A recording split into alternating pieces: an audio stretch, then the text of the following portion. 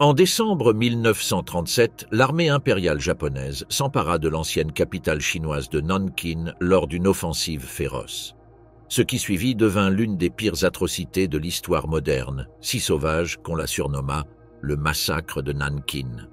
Pendant 6 semaines, les Japonais se livrèrent à une violence déchaînée. Massacres de civils, exécutions sans procès de prisonniers de guerre et agressions sexuelles contre des dizaines de milliers de femmes et d'enfants laissèrent de douloureuses cicatrices dans la mémoire des habitants de Nankin. Ce massacre restera gravé dans les mémoires pendant des générations, laissant un souvenir indélébile de douleur dans le monde entier. Pendant la majeure partie du génocide, la communauté internationale a fermé les yeux et le gouvernement japonais a très peu parlé du massacre de Nankin pendant des années. Qu'est-ce qui a pu pousser les forces armées à une telle barbarie et pourquoi le monde l'a-t-il toléré? Mais surtout, pourquoi le massacre de Nankin existe-t-il encore et, plus remarquable encore, pourquoi est-il si facilement oublié aujourd'hui? La chute de Nankin. Comment les forces japonaises ont pris la ville? La chute de Nankin fut un événement concret qui débuta début décembre 1937 après la brutale bataille de Shanghai qui se solda par une défaite cuisante des forces nationalistes chinoises. Forte de son succès à Shanghai, l'armée impériale japonaise avança rapidement vers Nankin, aujourd'hui Nankin, l'ancienne capitale de la République de Chine. Nankin était une ville d'une grande valeur symbolique et stratégique, mais les troupes chinoises paniquèrent lorsque les Japonais décidèrent de s'en emparer. Elles étaient désorganisées et leur structure de commandement était gravement affaiblie. Kai-shek, généralissime, commandant des forces militaires, navales et aériennes, et dictateur du gouvernement du Kuomintang en Chine, avait déjà évacué Nanjing pour établir un parlement fantoche à Chongqing. De ce fait, Nanjing se retrouva massivement sans défense et dirigé par des forces désorganisées. L'armée chinoise fut appelée pour défendre la ville, après plusieurs tentatives du gouvernement et des hauts dirigeants chinois. Malgré cela, la plupart des soldats étant récemment recrutés et manquant d'entraînement, beaucoup ne parvinrent pas à sécuriser l'entrée de la ville. On les vit errer, confus quant à leurs ordres, et les troupes au sein des unités ne communiquaient même pas entre elles. Alors que les combats se poursuivaient, certains soldats chinois reçurent l'ordre de rester et de mourir pour défendre la ville, tandis que d'autres furent informés qu'ils pourraient sauver leur vie en se retirant. Face à cette défaite finale, la panique s'empara et la désertion devint la norme pour les soldats qui savaient que ce n'était qu'une question de temps. Nankin offrait l'image d'une défense militaire désespérée. Les dirigeants ne parvinrent jamais à structurer la moindre forme de protection pour les citoyens. Le 9 décembre 1937, l'armée japonaise lança un ultimatum à Nankin, exigeant sa reddition dans les 24 heures sous peine d'être attaquée. Mais cet ultimatum resta sans réponse. Le 10 décembre, les Japonais lancèrent un assaut de grande envergure sur Nankin. Les forces japonaises, bien entraînées, disciplinées et performantes, furent surclassées par les forces chinoises désorganisées. L'armée japonaise les attaqua de multiples directions, lançant une série d'attaques d'artillerie et bombardant les civils pour réprimer toute tentative de résistance. Sous la pression, les Chinois perdirent leur ligne de défense. En 4 jours, les forces japonaises envahirent la ville et percèrent ses remparts. Le 13 décembre 1937, l'armée japonaise commença l'occupation de Nankin. Cette première tentative sema le chaos et la peur du côté chinois, tant parmi les défenseurs que parmi les civils. Soldats blessés et citoyens terrifiés commencèrent à fuir dans les rues, tentant d'échapper à la vague de massacres qui s'annonçait. Durant cette guerre, certains soldats chinois abandonnèrent leur tenue militaire et tentèrent de vivre comme des citoyens ordinaires, sachant que s'ils étaient capturés par les Japonais, ils seraient exécutés. Des scènes chaotiques se déroulèrent lorsque les troupes japonaises atteignirent la ville. Les civils piégés entre les murs de Nankin n'avaient aucune issue connue. Peu après la capitulation, les soldats japonais continuèrent de patrouiller dans les rues, capturant sans distinction les forces et les civils chinois. Les envahisseurs ne firent preuve d'aucune pitié. Des dizaines de milliers de prisonniers de guerre furent exécutés de manière horrible, décapités, fusillés ou poignardés en groupe, facilitant le massacre. Les défenses de la ville atteignirent leur point le plus bas et l'ordre social minimal se dissout. Les témoignages, du moins ceux des rares étrangers encore présents à Nankin lors de sa chute, ont transmis des images d'horreur. Ceux qui ont survécu aux périodes difficiles des conflits ont témoigné de ce qu'ils ont vu. Missionnaires, diplomates et journalistes étrangers n'en croyèrent pas leurs yeux face à l'ampleur de la cruauté. John Raab, homme d'affaires allemand et membre du parti nazi resté à Nankin pour coordonner la création de la zone de sécurité de Nankin, a décrit cette ville comme « l'enfer sur terre ». Ses journaux intimes comptent parmi les rares documents documentant une grande partie des événements survenus après la prise de la ville et les autres brutalités commises par les soldats japonais. Le début des atrocités, une violence incontrôlée alors que les troupes japonaises entrent à Nankin. Dès le début, les commandants militaires japonais n'eurent qu'une influence minime sur les actions de leurs hommes. Bien que le prince Asaka du Japon impérial fût le commandant officiel des forces japonaises au Japon et légalement tenu d'autoriser l'invasion de Nankin, il est aujourd'hui considéré comme l'un des criminels de guerre les plus brutaux de l'histoire.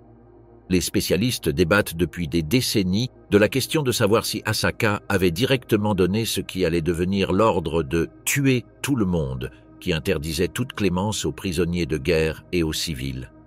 Malgré l'absence de documentation historique directe reliant Asaka à ses ordres, sa conduite ou son absence a facilité les atrocités qui ont suivi. Ainsi, sous le commandement d'Asaka, les soldats japonais étaient, en quelque sorte, libres d'agir à leur guise. Les troupes japonaises, dont beaucoup étaient bien entraînées à la guerre mécanisée, attaquèrent une ville prête à se rendre. La discipline disparut complètement dans l'armée. Cette immense victoire remonta le moral des militaires japonais et comme leur propre gouvernement ne leur imputait que peu de contrôle et de responsabilité, ils poursuivirent leur vice sans être contrôlés. L'exécution de prisonniers de guerre chinois fut le premier acte de brutalité après les bombardements. Nombre d'entre eux avaient déjà abandonné leur uniforme dans l'espoir de se fondre parmi la population, et l'on rapporte que des milliers de soldats chinois capturés furent rassemblés par leurs ravisseurs japonais. Ces hommes ne furent soumis à aucun procès ni formalité, ils furent tués sur le coup en grand nombre. Les soldats japonais utilisèrent des couteaux, des fusils et des épées pour tuer leurs prisonniers. Les exécutions se déroulèrent généralement en grand nombre et à la vue de tous. Les soldats se lancèrent même dans des compétitions et lancèrent un compte à rebours pour tuer autant de prisonniers de guerre que possible dans un délai donné. Les morts étaient soit jetés dans le fleuve Yangtze, soit incinérés sur un grand bûcher commun, dissimulant ainsi leur identité. Avant la fin de l'année, le terrorisme militaire s'est propagé à la population civile de Nankin. Les soldats japonais, poussés par le nationalisme et le complexe de suprématie combinés à l'épuisement au combat, se sont déchaînés contre la population de la ville. Des hommes ordinaires ont été abattus ou poignardés pour des raisons futiles, voire inexistantes. Des jeunes filles, des adolescentes, des femmes adultes et des femmes âgées ont été agressées sexuellement, parfois en présence de leurs proches masculins. L'ampleur de ces horribles abus sexuels a choqué même certains officiers japonais, mais rien n'a été fait pour contrôler les troupes déchaînées. De nombreux soldats considéraient même le viol comme un droit des forces armées, et les commandants n'ont subi aucune sanction. Ces généraux et commandants, dont le prince Asaka, promurent l'ordre de tuer tout le monde, ce qui accentua la brutalité. Les Japonais, faute de procédures strictes concernant le traitement des prisonniers de guerre et des civils, recoururent aux pires barbaries. Quiconque refusait d'obtempérer était tué, et quiconque obéissait risquait également d'être tué. Ils commencèrent à incendier, piller et ravager. La discipline disparut, transformant la ville en un lieu redoutable. Les commandants japonais ne pouvaient pas non plus rester impunis pour cette violence. Dans une armée disciplinée où les ordres de la plus haute hiérarchie militaire devaient être suivis, l'absence de telles directives était, de fait, un feu vert au massacre. Certains officiers ont pu être gênés par cette brutalité, mais personne n'a tenté de contrôler les troupes. Asaka et ses supérieurs ont ignoré cela et ont intensifié la violence. Exécution de masse, le massacre systématique des prisonniers de guerre chinois. Dans les semaines qui suivirent la chute de Nankin en décembre 1937, les massacres impitoyables et de sang-froid devinrent l'un des aspects les plus effroyables du massacre de Nankin. Des dizaines de milliers de prisonniers de guerre chinois furent massacrés. Après cela, les soldats japonais ignorèrent les défenseurs chinois encore faibles et désorganisés et se concentrèrent sur les soldats chinois nouvellement capturés. Plutôt que de détenir ces prisonniers conformément au droit international, l'armée impériale japonaise avait une mission: massacrer ces prisonniers de guerre sans défense de la manière la plus horrible possible. À leur arrivée à Nankin, les troupes japonaises rassemblèrent des dizaines de milliers de soldats chinois, dont beaucoup avaient déjà abandonné leur uniforme pour se déguiser en civil. Plutôt que de détenir ces prisonniers, le haut commandement japonais les considérait comme un fardeau et une menace. Il n'existait aucune méthode efficace pour gérer un si grand nombre de captifs, et le ressentiment suscité par les pertes de la bataille de Shanghai poussa les officiers japonais à procéder à un massacre de prisonniers de guerre. Les exécutions commencèrent efficacement. Les prisonniers de guerre chinois étaient systématiquement déplacés à travers la ville, confinés dans divers lieux de détention temporaire avant d'être conduits vers les lieux d'exécution. Ces lieux allaient du fleuve Yangtze, où les prisonniers étaient abattus d'une balle dans la tête ou poignardés puis jetés à l'eau, à la campagne de Nankin, où des tranchées de fortune étaient creusées pour leur inhumation. L'un des aspects les plus horribles de ces exécutions résidait peut-être dans leur déroulement. La décapitation devint la méthode privilégiée. Certains soldats utilisaient des katanas pour décapiter les prisonniers et la rivalité entre eux transforma même ces actes en une sorte de compétition. Certains soldats lançaient des défis à leurs camarades pour voir qui parviendrait à exécuter les prisonniers de guerre les plus brutalement au cours d'une période donnée. Une de ces compétitions, qui opposait deux officiers et fut plus tard décrite en détail dans les journaux japonais, impliquait que les deux officiers s'engageaient à décapiter 100 hommes chacun. Comme mentionné précédemment, ces compétitions se déroulaient sans la moindre émotion, la vie des prisonniers étant réduite à de simples abstractions, de simples pièces d'un jeu mortel. Une autre caractéristique de ces exécutions de masse était l'usage de baïonnettes contre les victimes. Les prisonniers de guerre étaient regroupés, les mains liées, et les soldats japonais les transperçaient d'un coup de baïonnette dans l'abdomen. Ces exécutions se déroulaient en public, les soldats souriant ou prenant même des photos pendant qu'ils tuaient leurs adversaires. L'objectif n'était pas seulement de tuer les prisonniers de guerre, mais aussi de terroriser la population, démontrant ainsi la puissance de l'armée japonaise. Ces actions d'extermination se sont transformées en opérations de plus grande envergure, au cours desquelles des milliers de prisonniers de guerre ont été emmenés hors de la ville, attachés en groupe avec des cordes et fusillés. Le plus grand massacre de l'histoire a probablement eu lieu sur le mont Mufu, où jusqu'à 57 prisonniers de guerre ont été exécutés. Les soldats japonais ont utilisé des armes à feu, des lance-grenades et des baïonnettes contre les prisonniers de guerre, puis ont jeté leurs corps dans de grandes fosses ou les ont abandonnés dans les champs, où ils étaient dévorés par les vautours et autres animaux. L'ampleur de ces exécutions était colossale. On estime que jusqu'à 100 soldats chinois furent tués en quelques semaines seulement. Il ne s'agissait pas de morts dans le cadre d'opérations de contrôle, ni d'actes commis en pleine guerre. Il s'agissait de meurtres délibérés, planifiés et approuvés par les autorités japonaises, preuve de la diabolisation du peuple chinois par l'armée japonaise. La brutalité de ces attaques n'était pas le fait de bourreaux entraînés, mais de simples soldats, dont les préjugés ethniques étaient renforcés par le nationalisme, le racisme et l'immunité accordée par les plus hautes sphères. Ces atrocités ont appris aux soldats et aux autres habitants de Nankin à accepter les exécutions comme faisant partie intégrante de leur quotidien. Aujourd'hui encore, les actes de violence commis dans les rangs des soldats qui fusillaient des gens en toute impunité marquent l'histoire. Les compétitions et démonstrations de pouvoir, accompagnées de violence, nous rappellent la dégradation morale de l'armée japonaise. Les exécutions massives de prisonniers de guerre chinois et d'autres individus constituaient de graves violations des lois traditionnelles de la guerre, reconnues par les procès d'après-guerre du tribunal des crimes de guerre de Tokyo. Cependant, les victimes n'ont jamais reçu d'indemnisation.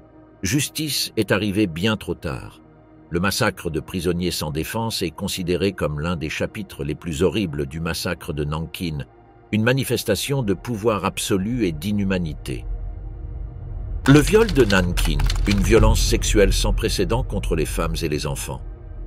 Le massacre de Nankin est considéré comme l'un des épisodes les plus atroces du XXe siècle. Lorsque les troupes japonaises envahirent la ville en décembre 1937, elles se livrèrent à une violence sans précédent contre la population chinoise, en particulier contre les femmes, les jeunes filles et même les enfants. En l'espace de 6 semaines, des dizaines de milliers de femmes furent violées, torturées, puis assassinées, marquant à jamais la mémoire collective et les générations suivantes. Pendant cette invasion, les soldats japonais s'en prirent aux femmes de Nankin avec une cruauté inhumaine. Aucun âge n'était épargné. Des fillettes de 8 ans furent victimes de ces atrocités, tout comme des femmes âgées de plus de 70 ans. Arrachées à leur domicile, à l'école ou dans des refuges, elles étaient traînées dans la rue ou conduites dans des centres de détention ou des centres de réconfort, où elles étaient violées à plusieurs reprises par différents soldats. Les forces japonaises agissaient en toute liberté, motivées par la fureur de la guerre, la croyance en la suprématie raciale et, surtout, la certitude de pouvoir agir sans conséquence. Les viols étaient souvent perpétrés en présence de leurs maris, pères ou fils, aggravant encore leurs souffrances. Certaines femmes violées étaient agressées devant leurs pères ou frères, et, dans certains cas, les soldats japonais forcèrent ses proches à assister au viol.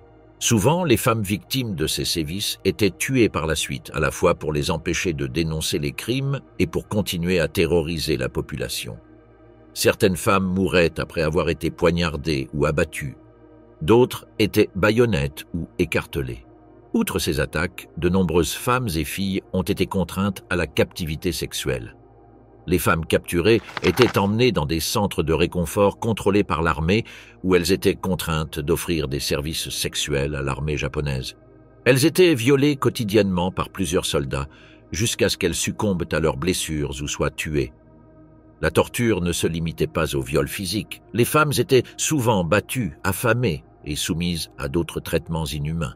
Cette violence ne visait pas uniquement les femmes.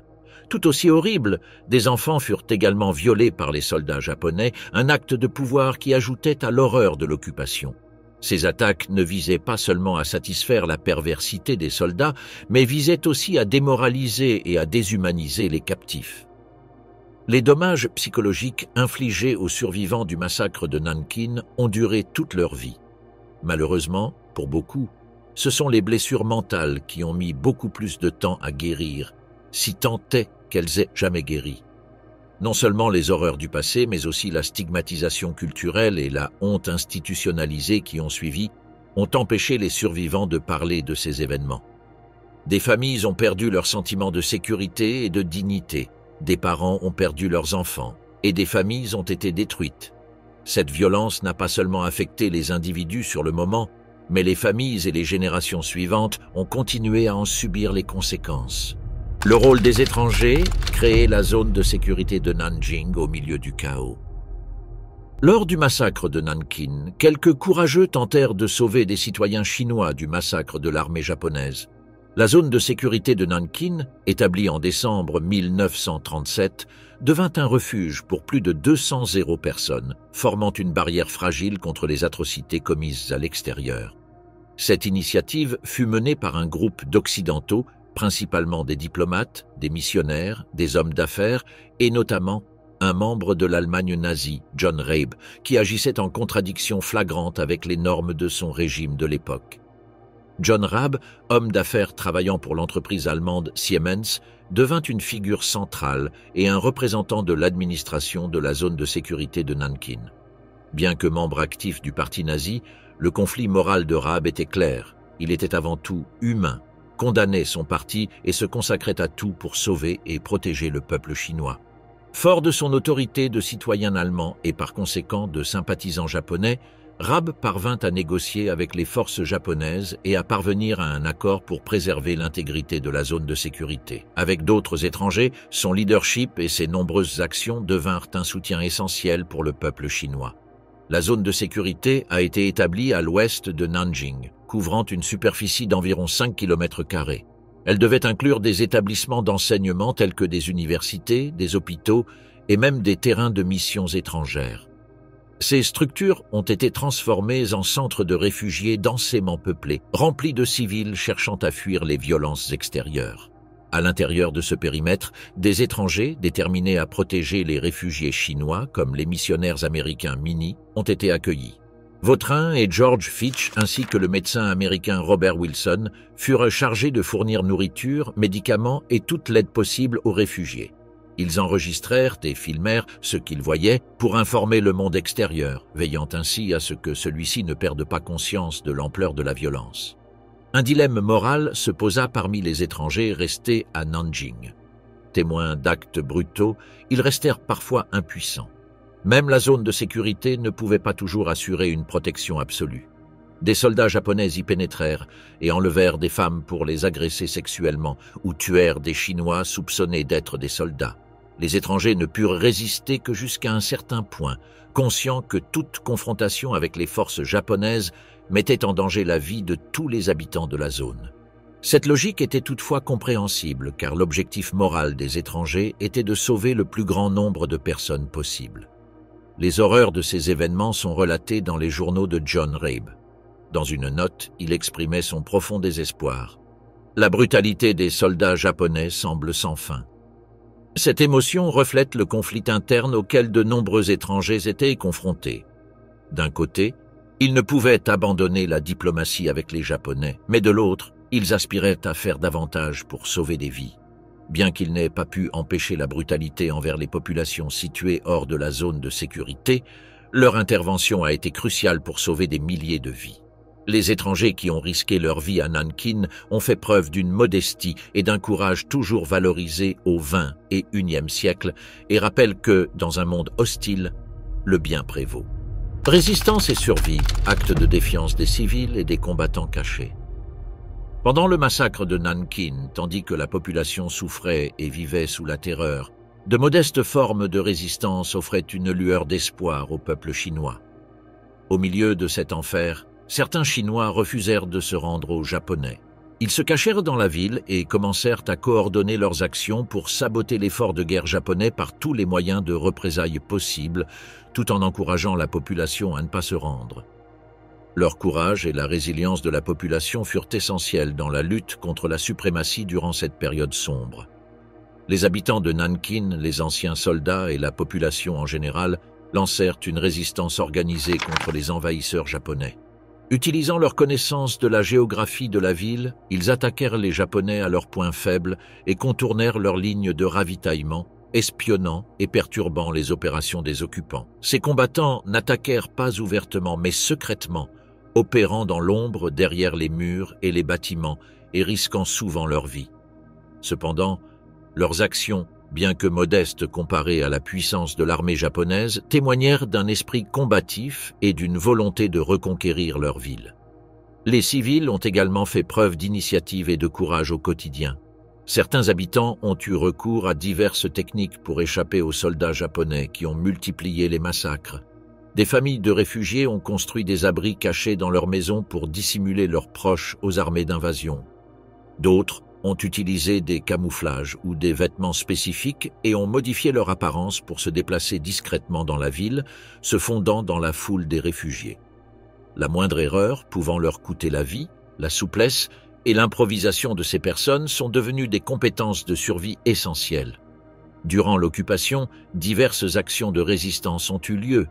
Les citoyens restés sur le territoire occupé organisaient des réunions pour échanger des informations, discuter des actions de la puissance occupante et se soutenir mutuellement.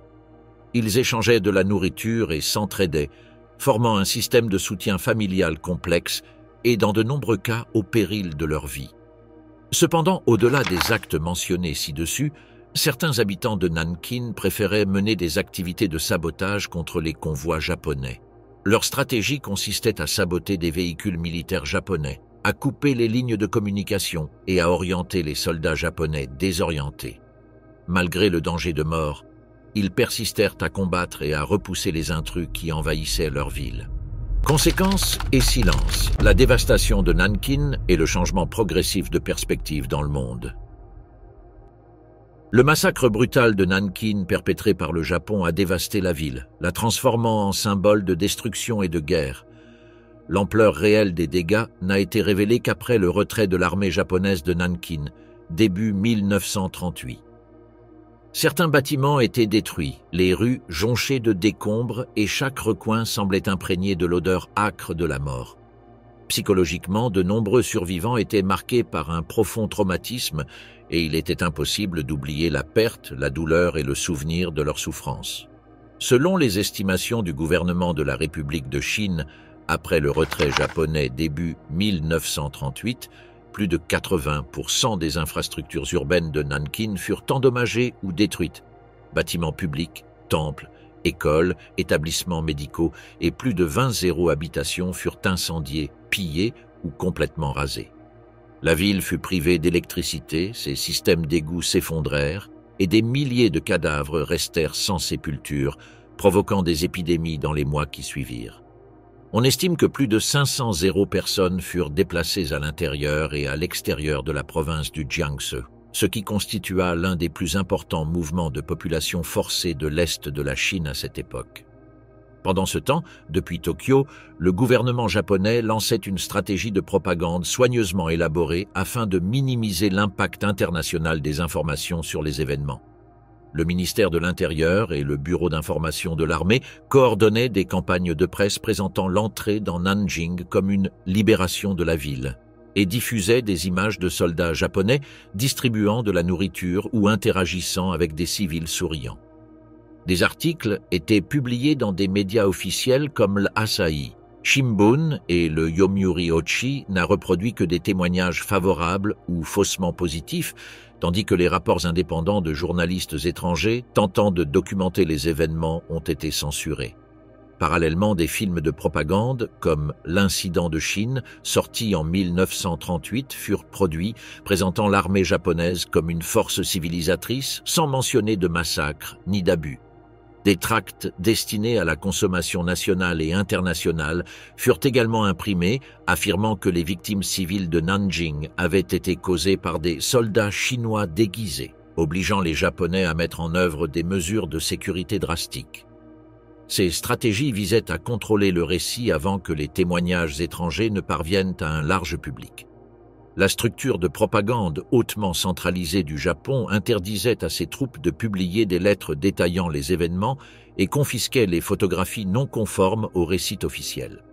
Néanmoins, certains témoignages clandestins et documents personnels divulgués au cours des années suivantes parvinrent à échapper à la censure, remettant en cause la version officielle imposée par les autorités impériales. Cette dissimulation précoce, renforcée par les médias d'État et l'appareil de renseignement militaire, a non seulement entravé une réponse internationale immédiate, mais a également jeté les bases du silence institutionnel qui allait définir la position du Japon sur le massacre de Nanjing pendant des décennies. Les premiers intervenants, et notamment la communauté internationale, ont accueilli cet acte avec inquiétude et consternation. Des témoins oculaires de Nanjing comme John Rabe et Minnie ont témoigné. Vautrin a rendu compte des cruels incidents qui s'y étaient déroulés. La communauté humanitaire et les gouvernements des pays développés ont condamné le génocide. Et des demandes de justice contre les criminels de guerre se sont élevées dans le monde entier. Cependant, avec le début de la Seconde Guerre mondiale, l'attention internationale s'est déplacée et la possibilité de clarifier les faits s'est estompée. Bientôt, les préoccupations internationales se sont tournées vers les guerres en Europe et dans le Pacifique, laissant les souffrances de Nankin et le sol ébranlé de la ville détruite, ensevelie sous les cendres. Au même moment, le gouvernement et l'armée japonais commencèrent à dissimuler les graves violations des droits humains à Nankin. Pour justifier leur invasion, ils recoururent à une propagande visant à présenter le Japon comme un porteur de civilisation plutôt que comme un envahisseur. Les autorités japonaises déformèrent les rapports sur le massacre, les qualifiant de simple propagande ou de fabrication, et qualifièrent même les témoins étrangers de menteurs incompétents. Ce récit perdura pendant des années, les autorités tentant de contrôler la version des activités impérialistes du Japon. Après la guerre, malgré les rumeurs qui circulaient, la position officielle du Japon concernant le massacre de Nankin reposait sur la dissimulation et le déni. Alors que le reste du monde était focalisé sur d'autres sujets, de nombreux responsables japonais persistèrent à nier l'ampleur des crimes, créant ainsi une forme d'ignorance collective sur cette période de l'histoire. Certains responsables politiques et militaires affirmèrent que la propagande étrangère avait exagéré les événements pour ternir l'image du Japon. Cependant, ces dénégations ne firent pas l'unanimité et furent contestées par les historiens et les survivants, qui refusèrent de laisser la vérité s'éteindre. Les viols commis à Nanjing ont d'abord choqué le peuple chinois, puis ont marqué l'histoire. Les survivants ont lutté pour affronter les conséquences de ces crimes et pour s'exprimer compte tenu du tabou associé aux violences sexuelles et du désir social d'aller de l'avant. L'histoire de Nanjing est restée un secret enfoui pendant de nombreuses années. Le monde ne savait que ce que le Japon voulait savoir. Tandis que le monde se concentrait sur d'autres événements, les victimes du massacre sont restées silencieuses, devenant un symbole de la facilité avec laquelle la mémoire est effacée par de nouveaux événements historiques. Procès et justice. Le tribunal des crimes de guerre de Tokyo et la responsabilité à Nanjing. Le tribunal des crimes de guerre de Tokyo, qui siégea de 1946 à 1948, chercha à rendre justice pour les actes horribles commis par les dirigeants japonais pendant la guerre, notamment les atrocités du massacre de Nankin. Créé par les puissances alliées, son objectif était de poursuivre les criminels de guerre pour crimes de guerre, crimes contre l'humanité et violation des lois et coutumes de la guerre. L'une des questions les plus urgentes qui se posa fut celle de la punition des personnes impliquées dans les violences brutales pendant l'occupation de Nankin. Le tribunal a retenu le cas du massacre de Nankin comme l'un des pires exemples d'atrocités contre l'humanité. Malgré la présence de nombreux survivants, témoins oculaires et étrangers, les enjeux politiques et la difficulté d'obtenir un récit complet des événements ont compliqué la procédure. Les témoignages ont été choquants, décrivant les souffrances des femmes et des filles de Nankin comme catastrophiques et inhumaines. Parmi les personnes jugées se trouvait le général Matsui Iwan, qui commandait les forces japonaises à Nanjing pendant le massacre. Plusieurs critiques ont dénoncé les crimes de guerre commis par les soldats sous le commandement de Matsui. Il a été critiqué pour son incapacité à mettre fin au génocide et au viol de civils, ce qui relevait clairement de ses responsabilités militaires. Le tribunal a également noté que le décret de Matsui autorisant cette brutalité et son inaction constituait une grave violation des lois de la guerre. Au cours du procès, l'accusation a fourni de nombreuses preuves, par le biais de témoins oculaires et de documents écrits, concernant les ordres donnés par des responsables japonais ayant mené une campagne de terreur planifiée à Nanjing. Cependant, Matsui a tenté de rejeter la responsabilité sur d'autres, mais son argumentation s'est avérée peu convaincante au vu des preuves présentées. Il a prétendu ignorer l'ampleur des crimes, mais le tribunal a précisé qu'en tant que responsable d'un certain rang, il était de sa responsabilité de mettre fin à de tels actes. Le procès du général Matsui. Le procès d'Iwan s'ouvrit officiellement le 3 mai 1946 au tribunal militaire international pour l'Extrême-Orient, également connu sous le nom de tribunal de Tokyo. Ce tribunal, composé de représentants de 11 pays alliés, enquêta sur les crimes commis par les dirigeants japonais pendant la Seconde Guerre mondiale. Matsui fut inculpé de crimes de guerre, de crimes contre l'humanité et de violation des lois et coutumes de la guerre, notamment pour sa responsabilité dans le massacre de Nankin et son incapacité délibérée à empêcher les atrocités commises par les troupes sous son commandement. Au cours du procès, qui a duré plus de 2 ans, l'accusation a présenté des preuves documentaires et des témoignages oculaires reliant Matsui à la chaîne de commandement active à Nanjing. Bien que le général n'ait pas été présent pendant toute la durée de l'occupation, il a été établi qu'il avait donné des directives générales et entretenu des contacts réguliers avec ses subordonnés.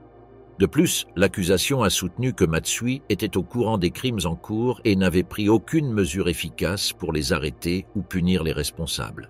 L'un des points centraux de l'affaire était l'application du principe de responsabilité du commandement, selon lequel un commandant militaire peut être reconnu coupable s'il ne parvient pas à empêcher des actes illégaux commis par ses subordonnés. Les avocats de Matsui ont fait valoir que la détérioration de son état de santé et son absence physique du front l'exonéraient de toute responsabilité directe. Cependant, les juges ont estimé que son inaction constituait une complicité et que son autorité hiérarchique lui permettait d'intervenir pour mettre fin au massacre. Le verdict fut rendu le 4 novembre 1948. Matsui fut reconnu coupable et condamné à mort par pendaison. Son exécution eut lieu le 23 décembre 1948 à la prison de Sugamo, en même temps que celle de 6 autres hauts responsables militaires et civils japonais, dont Hideki, Tojo et Seishiro.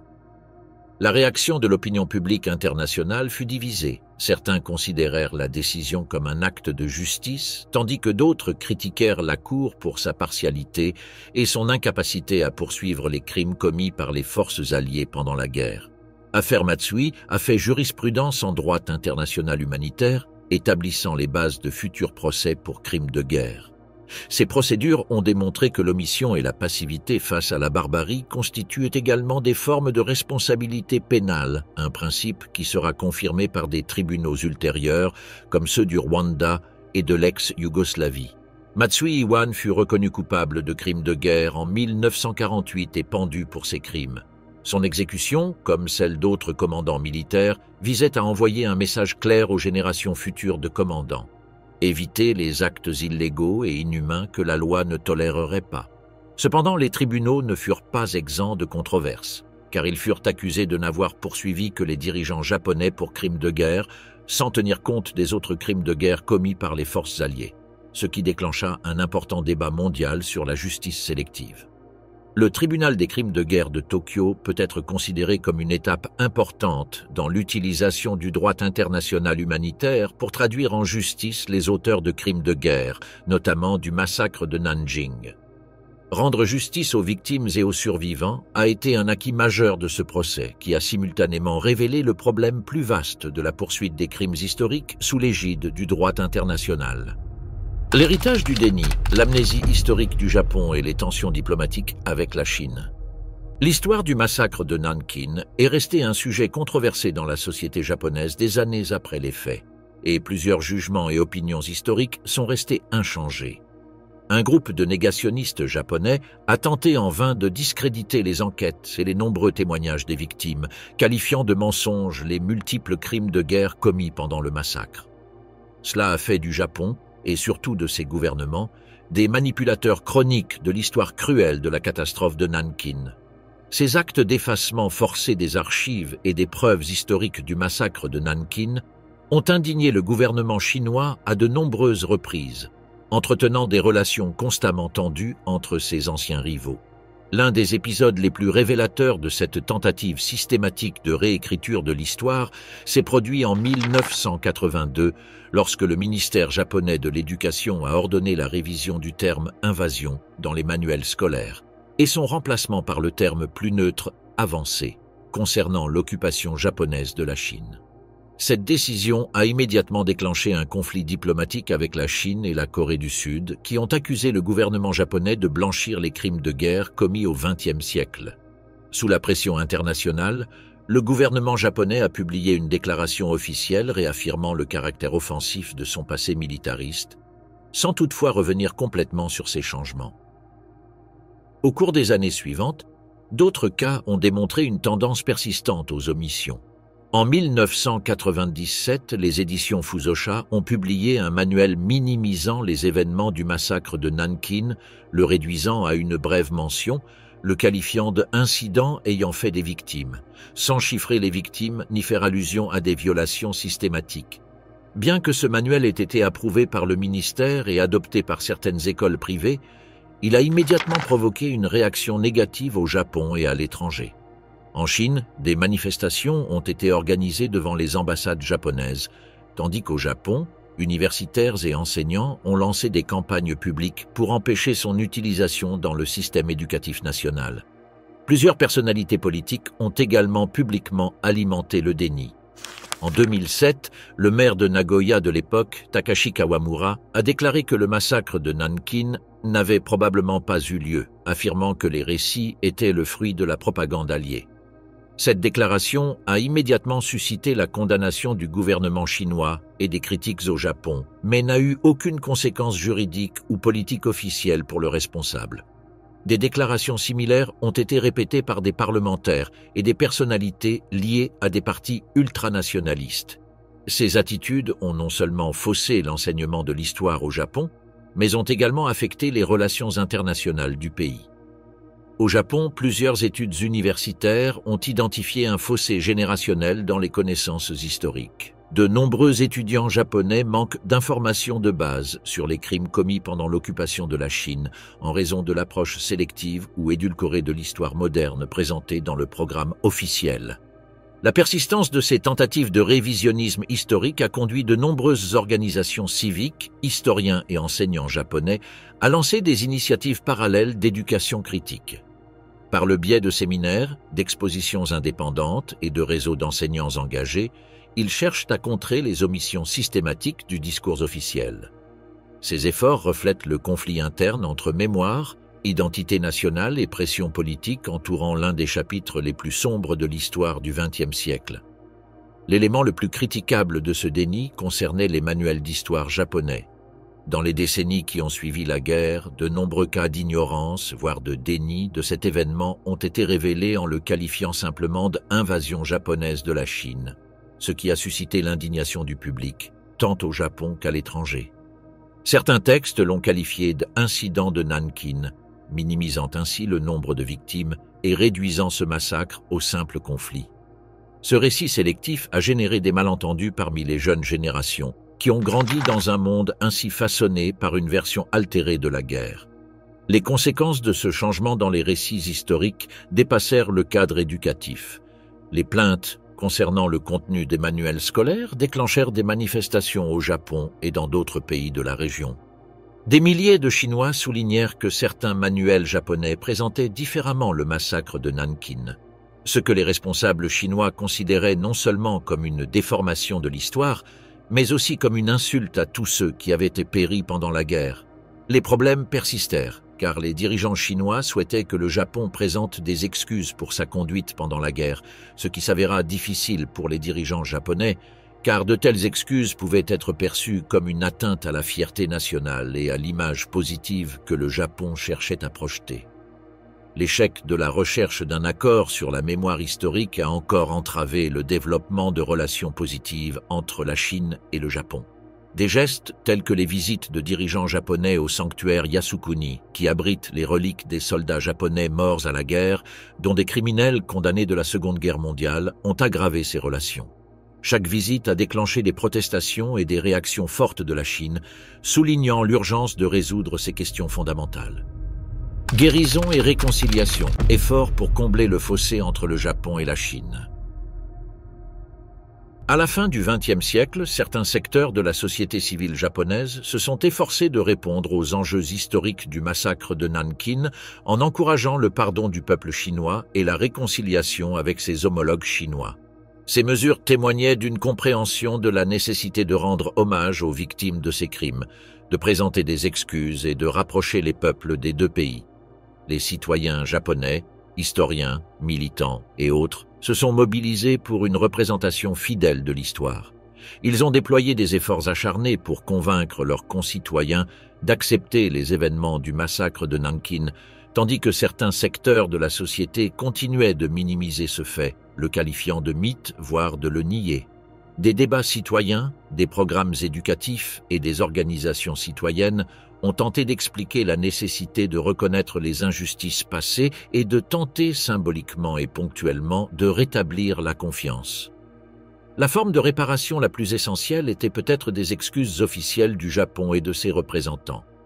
Certains dirigeants politiques japonais, comme l'ancien Premier ministre Tomiichi Murayama et d'autres, ont officiellement présenté leurs excuses pour les actions du Japon pendant la guerre et ont appelé à la compréhension, et non au ressentiment ou à la colère.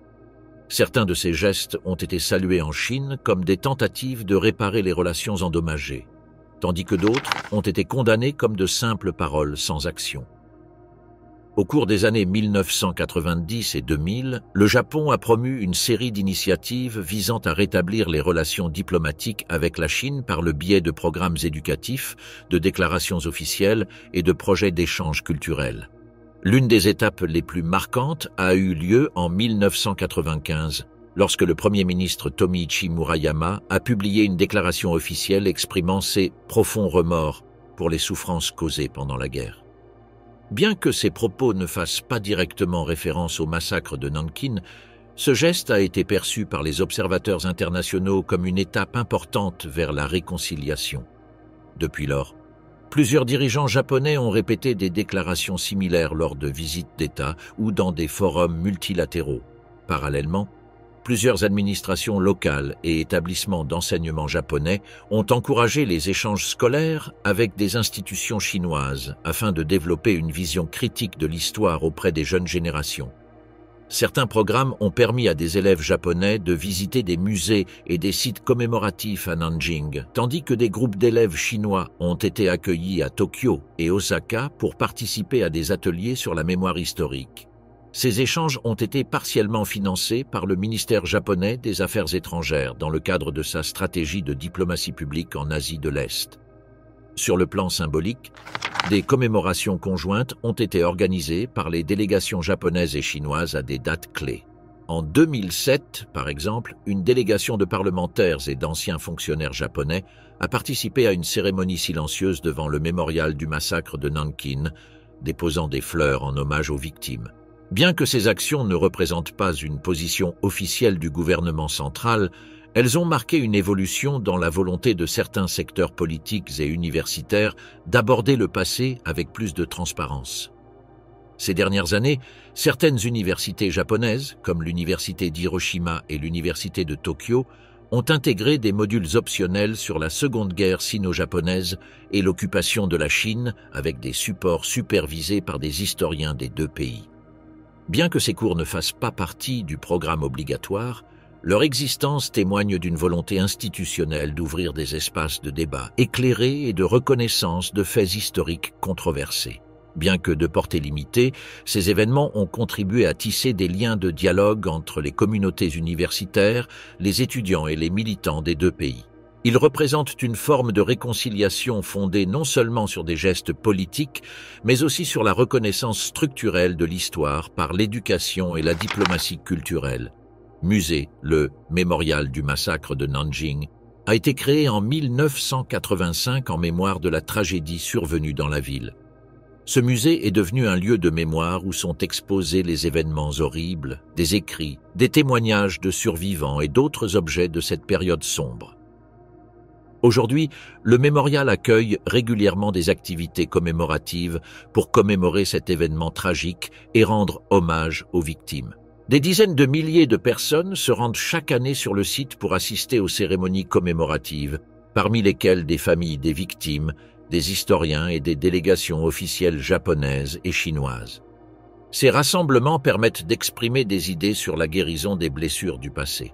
Cependant, ces efforts n'ont pas encore pleinement porté leurs fruits. La politique et l'histoire continuent de jouer un rôle important dans la difficulté d'avancer et les relations entre la Chine et le Japon demeurent instables en raison de conflits et d'un passé difficile.